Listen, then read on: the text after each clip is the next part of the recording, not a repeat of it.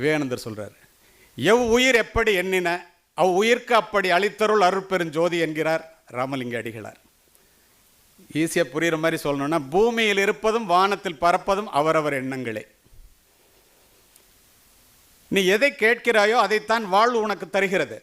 அதனால் பெரிதினும் பெரிதுகள் சொல்லுபவன் பாரதி. எண்ணிய எண்ணியாங்கு எய்துவர் எண்ணியர் திண்ணியராகப் பெறின் வள்ளுவன். ஒரு மனிதனை உயர்த்துவது அவனுடைய சிந்தனை தான் ரூசோ. மனிதர்கள் தங்களுடைய எண்ணங்களுக்கு ஏற்பவே உயர்ந்த நிலையிலும் தாழ்ந்த நிலையிலும் வாழ்கிறார்கள் எமர்சன்.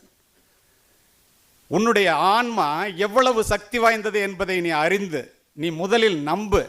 உன்னிடமிருந்து எப்படிப்பட்ட பேராற்றல் வெளிப்படுகிறது என்பதை அப்போது நீ காண்பாய் சொல்லுபவர் விவேகானந்தர். இதை ஏன் சொல்றேன்னா, whatever a mind of a man can conceive and believe he can achieve, Napoleon Hill. When you really want something, the universe always